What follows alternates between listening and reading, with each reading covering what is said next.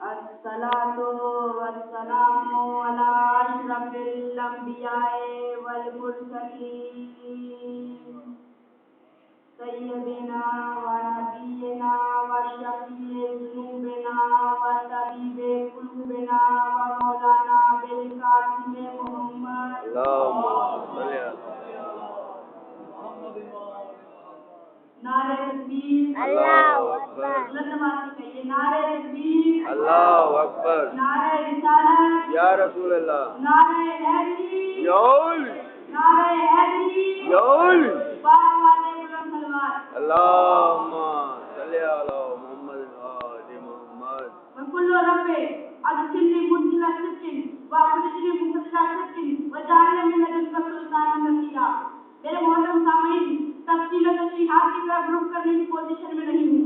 بغیر کسی تمہید کے عرض کروں گا، اللہ نے فاطمہ بنت اسد کو وہی فرمائی کہ خصوصی حکم ہو رہا ہے کہ آج تم اپنے گھر کو چھوڑ کر میرے گھر آ جاؤ، کیونکہ آج ہم نے اپنے محبوب کو نصیحت دینا ہے، اپنے نبی کو، اپنے مصطفیٰ کو، اپنے احمد مختار نبی کو ناصر نہیں نصیحت دینا ہے.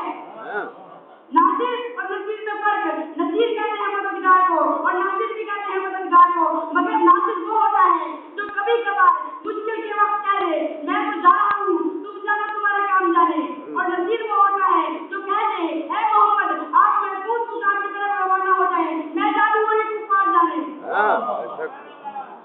جو مگر ناصر سے دولت کی لالچ میں وقت آیا پیغمبر آوازیں دیتے رہے اور وہ بھگوڑے یوں بھاگتے رہے، بھاگتے بھاگتے مدینے میں اپنے گھروں سے 3 میل آگے چل گئے.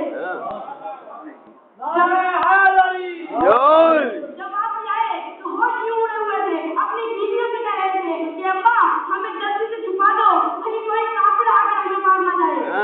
اور ادھر نصیر تھے جن کی نصرت کا منظر دیکھنے کے قابل تھا.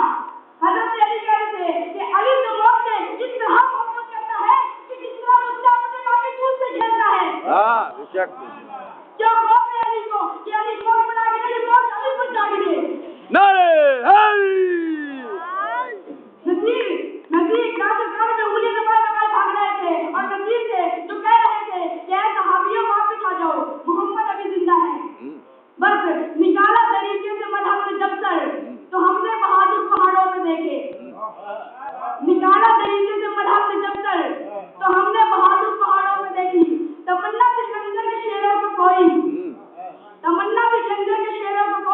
لپکتے ہوئے ادھاروں میں دیکھے.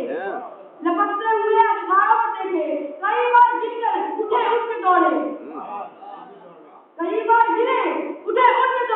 مگر میں نے رفتار بڑھتے ہی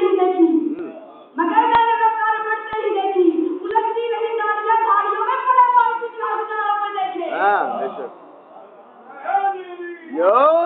بس میرے محترم سامعین، مکہ والا گھر ہے بیت الاول اور یہ اول البیت کب ہوگا جب اس کو خالق اول کی مخلوق سے بھی وہ تسلیم کیا جائے گا.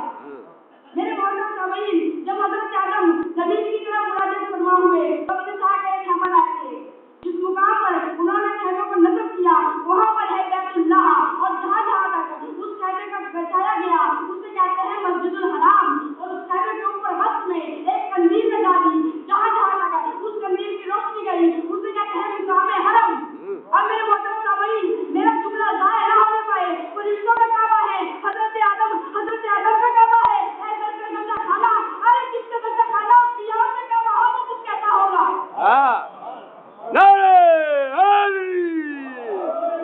اللہ نے ارشاد فرمایا اوحینا الی ام موسی، ہم نے موسی کی بات وحی کی تو جب ہم نے کہا کہ 13 لوگوں کو حضرت علی کی بات میں وحی کے ذریعے کعبے میں بلایا گیا تھا تو علی کا بھی معاملہ اٹھا. علی کی واقعات میں نبی تھی جو اسے وحی کے ذریعے کعبے میں بلایا گیا. تو میرے محترم سامعین، اب اس سے یوں کہو کہ موسی کی ماں کیا کوئی نبی تھی جو اسے کعبے میں بلایا گیا؟ اب میرے محترم سامعین، مجھے کہنے کا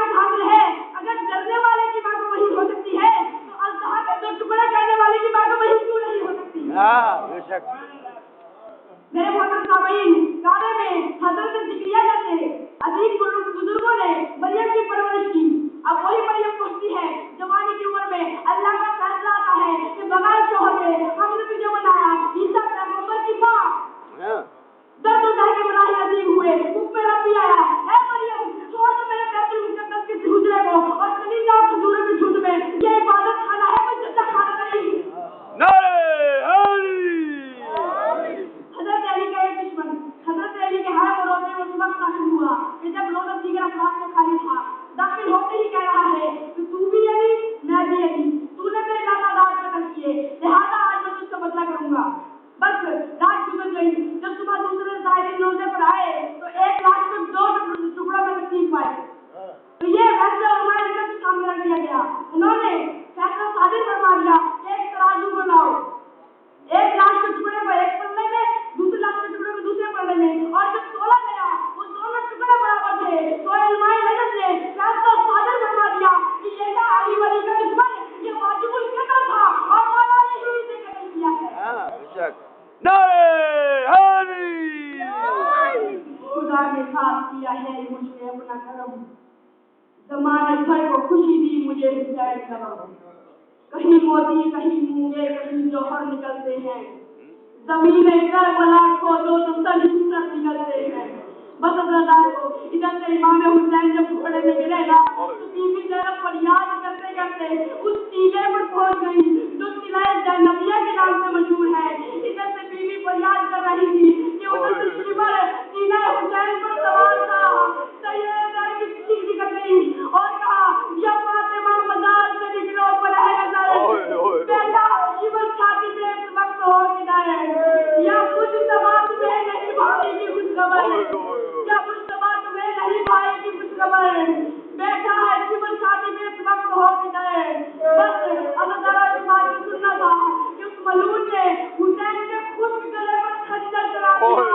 اللہ تعالیٰ خنجر کا چلنا تھا کہ سورج کو گرہن لگ گیا، کربلا کی زمین پر زلزلہ آیا اور ادھر سے بی بی زینب بڑی بےتابی سے اپنے بھائی کے نام کی گرفت اور اپنے کلیجے کو ہاتھوں سے تھامے ہوئے کہہ رہی تھی کہ اے بھیا کاش میں آپ کو اس حالت میں نہ دیکھتی، کاش میری آنکھیں ایسی ہو گئی ہوتی اور میں آپ کو نہ دیکھتی.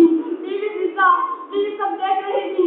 آخر آپ نے بیوی کو سنبھالا اور انہیں خیموں میں دے گئی. اللہ کو